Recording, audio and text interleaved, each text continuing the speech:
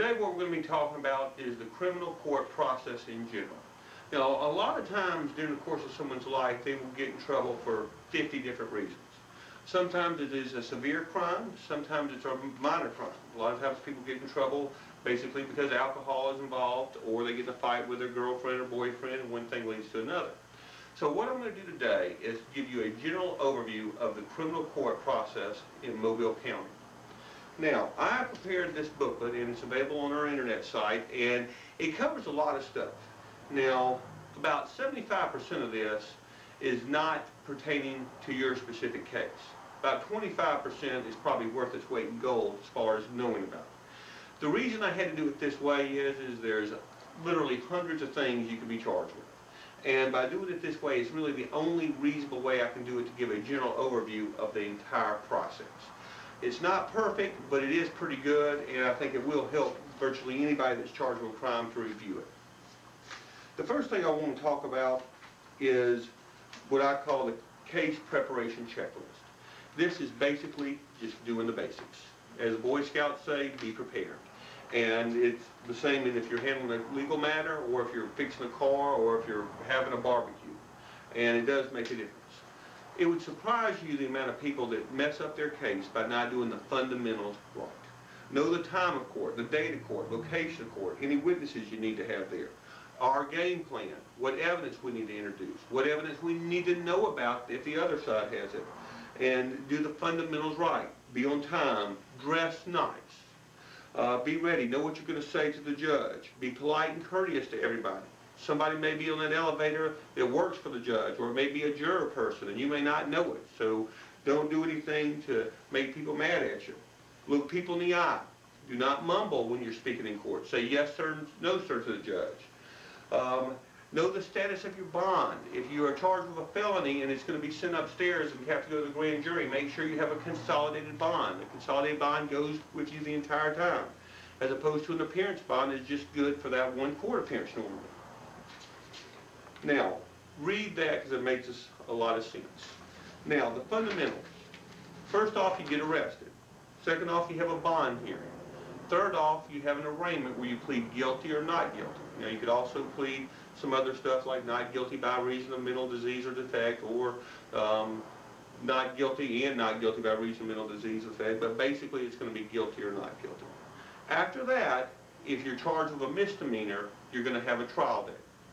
If you have the trial date and everything goes well and you win, it's over. If you lose, sometimes they'll go ahead and sentence you there. Sometimes they'll go ahead and set it for a sentencing hearing. Now, let's take it from there at arraignment if you're charged with a felony. After that, they have a preliminary hearing where they see if there's probable cause to send it to the grand jury. If there's not, the case is dismissed. If there is, the case gets sent to the grand jury. After that, if the grand jury indicts you, then you have another arraignment at the circuit court level. At the circuit court level after that, they normally have a status or disposition hearing. After that, they have a trial. After that, they have a sentencing hearing. So if you notice, there's a lot of work in handling a case from start to finish. Now, the next thing we're going to talk about are misdemeanors and felonies. A misdemeanor is normally a minor crime which is punishable by less than a year in jail. Most of the time people don't go to jail. They're normally put on probation.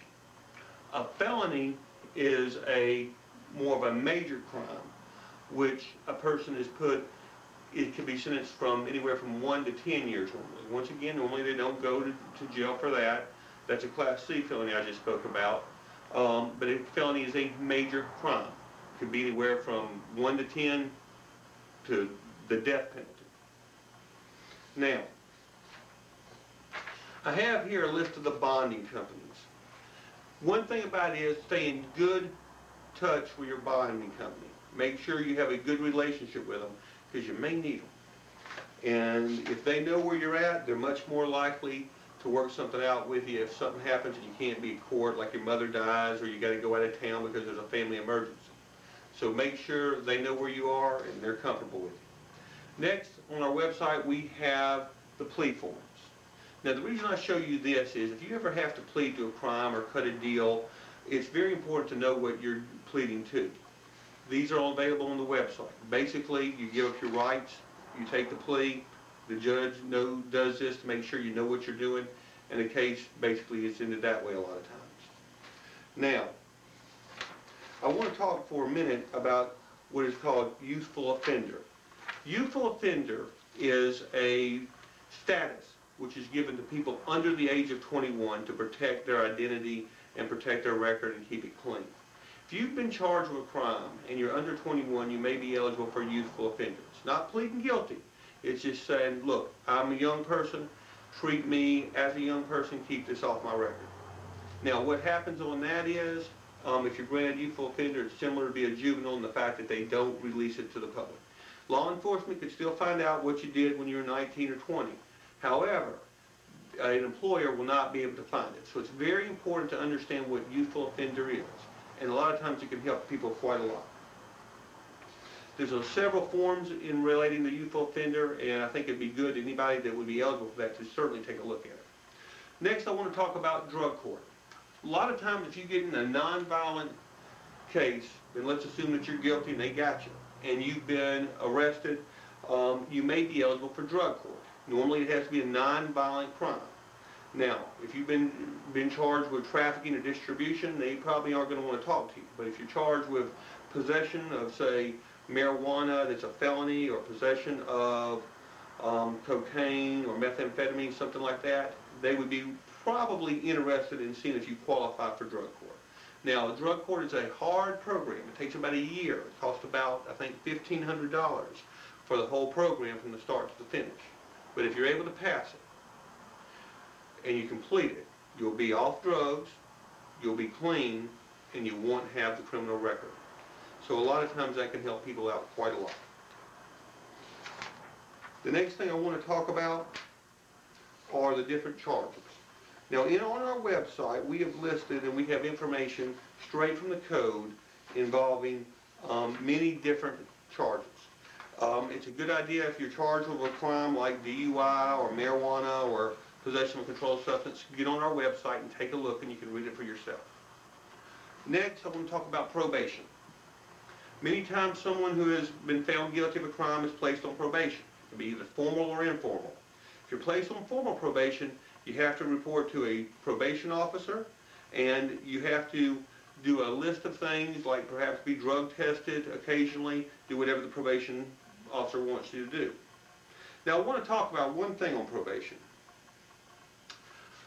75% of people in jail today are not in jail for the crimes they committed. They're in jail for violating their probation. So if you're placed on it, do what they want you to do. The second and last thing I want to say is about informal probation. Many times people can be placed on informal probation. And you can be placed on formal probation, then informal, once you have paid all your fines and costs. It's very common, and it can help a lot of people. Well, I want to thank you for listening to our little seminar today. If you have any questions, please feel free to give us a call.